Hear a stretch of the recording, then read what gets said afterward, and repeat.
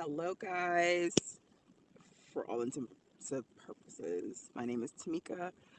I am a professional makeup artist for over 20 plus years. I'll be getting into the weeds about the years, but 20 plus years. And I recently had the misfortune of having my professional kits stolen from me. Since then, I have not been able to work. And since I came forward and let people know what happened to me, groves of people have reached out to help me build again. I'm not going to say rebuild, I'm going to say build again. So I had a GoFundMe go up. I raised a ton of money. Um,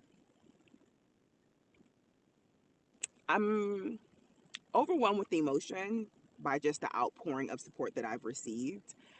Um, so I just wanted to make this video just to say thank you. Thank you for helping me start again. Makeup is something that I've been passionate about all my life. I don't remember when I didn't want to do makeup or didn't do makeup. It's something that I've been able to do and it has sustained my lifestyle. And now, I have my mom, single mom, and it has been able to sustain me and my sunshine's lifestyle. So, not being able to work puts a damper on things, but I have been blessed by my community, by my village to be able to get some things to start back, hit the ground running.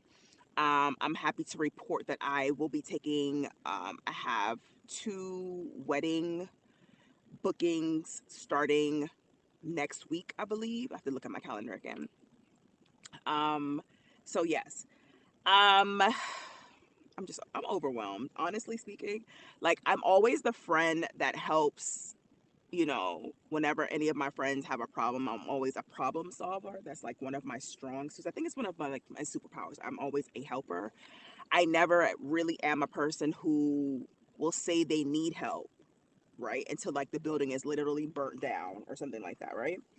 Um, and I put my pride aside, I put my ego aside, and literally reached out to people like, can you help me? Like, can you possibly help me?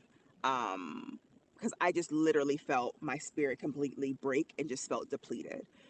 And it was just, for me, I do suffer from the, what they call it, the imposter syndrome, where it's like you don't really believe you are who you are.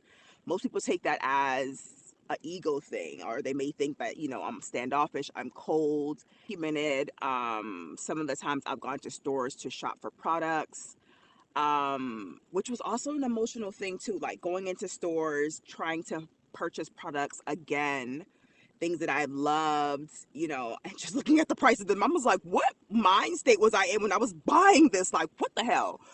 But yeah, I was like, what the fuck? Um, and putting in my mind that this time around, I definitely want to probably have like a smaller kit, more potent kit. I definitely have backups at home and all the things. This was a complete learning lesson for me. Okay. I did not have insurance. This is the first time in my life I've never had insurance over my business, and that's because I recently closed my brick and mortar when my lease ended in Baltimore, and I recently relocated back to DC. And I'm in a constant pursuit to find the perfect new home for me. So I haven't even been able to take like my tattoo clients or my teeth whitening clients because I've been looking for a space here in DC. Of course, I work full time. I'm also a mom, so all of the, and then moving to another city from where I was for the past 15 years, all of the things. So I didn't renew my recent brick and mortar insurance over my business because I was looking to just transfer to a new business space, but it's just been taking a little bit longer than expected. So um this has been a whole learning experience. Let me just say that, okay? Um the imposter syndrome. Can we touch on that a little bit? All my life, I have a lot of people don't realize that I am indeed a 1000% introvert. Miss Red Gal, she's an introvert. Yeah, I am. I can host a stage show, rock an award show, put my face on flyers on billboards, go on television, host TV shows, do the most between 1 and 3 p.m. Like the allotted time, like I can flip on that celeb personality or whatever and do the job. Like, I'm a getter doner, I'm a doer, I'm a worker bee, right? And then at 3:01, when the show is over, you don't see me again. You don't see me post again. You probably will not see me out in public because I am very much so a introvert. I became that way through a series of just like things that I've gone through. I just resorted to being like, if I'm at home in my safe space, I am safe and I don't have to worry about people trying to attack me or do things to me or that sort of thing. So I've just become recluse over the years. People read that as cold, icy, or she don't want to, I'm trying to reach out to her to work with her and she don't want to work with me. And I'm looking at y'all like, you want to work with me? Why the fuck would you want to work with me?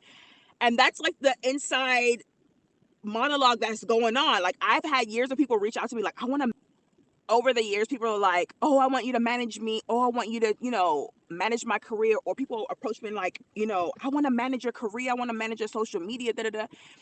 And it was never that I thought I was too good for you, or it was never that, I didn't think you were capable. It was an inner monologue of imposter syndrome going on with me. Like, I would read a message and people be like, I want to build your business and take you tempo. And I'd be looking like, who the fuck are they talking about? Like, I would mull over in my head and be like, who the fuck are they talking about? People who know me know this about me. They know that I am very much so an introvert. I used to keep concerts for my birthday where thousands of people would travel from different countries to come and party for my birthday.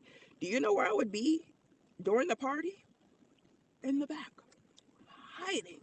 Not really hiding, but just be like, I set up a great party. It's great entertainment. There's security. There's liquor. There's food. Have fun.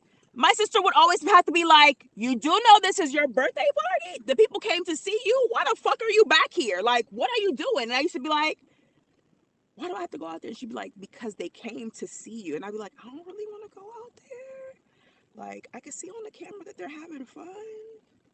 She'd be like, why must we do this every year? And don't ask me where this is coming from. I'm in therapy. We're going to unlock that level on another note. But that's just been my personality. Quite complex and quirky at the same time. So to see people in groves reach out to me, pray for me, send me their hard-earned money. One of my biggest advocates, she wrote me a check. And I'm just like, oh my God. Like, people love me. People support me. People see me out here working. Like, my biggest facade or the personality that I've created for myself is that I just want people to see me working. I don't want you to see anything else. Like, I've never been a person to show my outfit or my shoes or my purse or my bags or anything of my personal life. You always see me working. That is my story. You going to see me working. What's she doing working? What's she doing working? Where's she at work?